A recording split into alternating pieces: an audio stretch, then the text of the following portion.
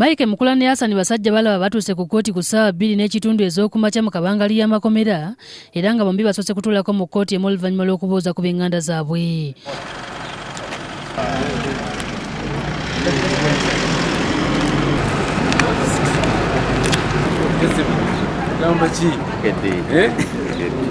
Oluvannyuma Mukula agenze mu kkooti y'omulamuzi David Wangusi asomye ensala ye n'ategeeza nti musango ogwasooka Mukula mwavunaanibwa okubulankanya obukadde bw'ensimbi 210 ezaali z'okugema endwadde zinnamutta.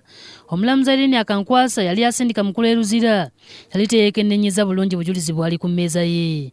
Omulamuzi ategeezezza nti mu nsala y'omusango eyasooka omujulizi Lydia Nalwange yali omu ku babazi b'ebitabo yategeeza kkooti nti Mukula yassa omukono ku kiwandiiko ekikkiriza okufulumya ssente naye teyalina lukusa kuzitwala. Omulamuzi Wangusi era mu nsala ye ayongeddeko nti waliwo ekiwandiiko ekyava ew'omu ku basinga ku Nalwanga nga kiragira ssente obukadde 54 ziweebwe yali minisa ebyobulamu Jim Muhwezi ne bamugamba n'okussa omukono ku kiwandiiko okukakasa nti ssente yali azifunye ekintu ky'ataakola ng'agamba nti omubeezi we Mukula yali yataddeko dda omukono. Mukula oluyimbuddwa abawagizi be ne bayisa ebivvulu wabweru wa kkooti. I'm very happy. Thank you, Jesus. Thank you, Jesus.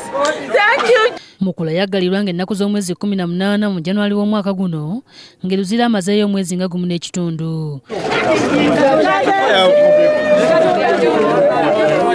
Wano wendi njize ebintu bingi nnyo mukomera era nja kufuna obudde okwogera n'abantu era njagala bategeeza nti no Mukula yayingira mukomera siye Mukula avuddeyo amaanyi ngalina.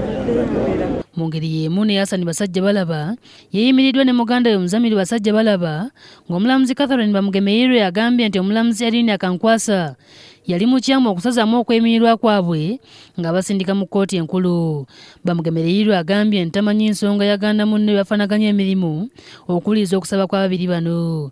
Bombi bateereddwako obw'okwakkuliza obukakali okuli okuleeta ebyapa mu kkooti, paasipooti wamu n'okweyanjula ku kitebe ky'abambega buli luvannyuma lwa wiiki 2 okutandika ng'ennaku z'omwezi 27 omwezi guno.